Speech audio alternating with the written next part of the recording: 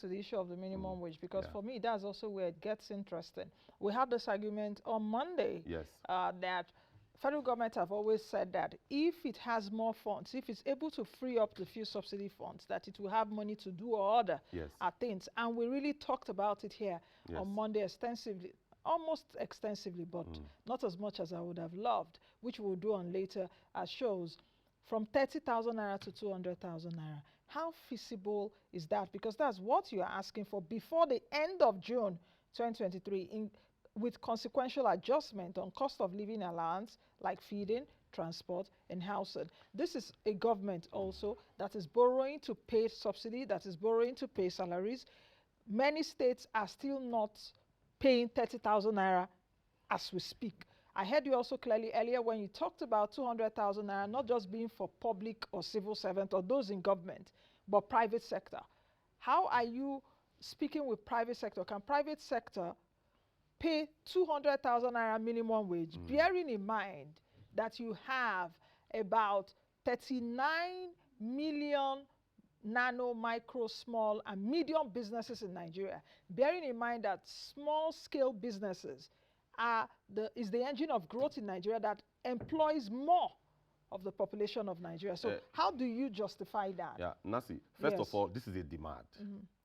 So this is not the outcome of a negotiation. This is a demand. So I will not be going to I will not be going to a negotiation. I will go with my barest minimum.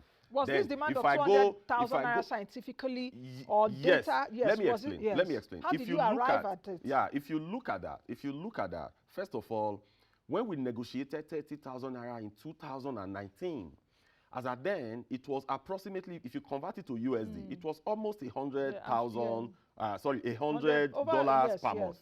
So when you look at that, that gives you a little over $3 per day. So if you now calculate that $3 per day to where we are at $3 per day today, with the level of devaluation that has happened, with what is happening in the parallel market, so you are going to discover that if you look at that, you are going to have something around 71,000 naira as at today. So by the time you infuse the inflation that has happened since 2019 into it, it's going to jack it up to maybe somewhere much more above 120,000. And remember as well that the government said they want to unify exchange rate. And because CBN rate is a list, and you have a parallel market out there, so we think from our findings, where the direction that government is going, they're actually moving upward.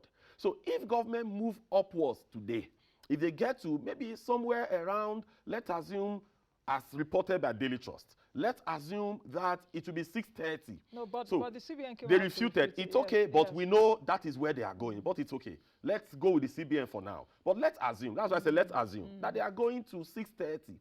By the time they move to 630 as CBN rate, and you don't have FX to pump into the market, what is going to happen is that parallel market may move up to 800, 900.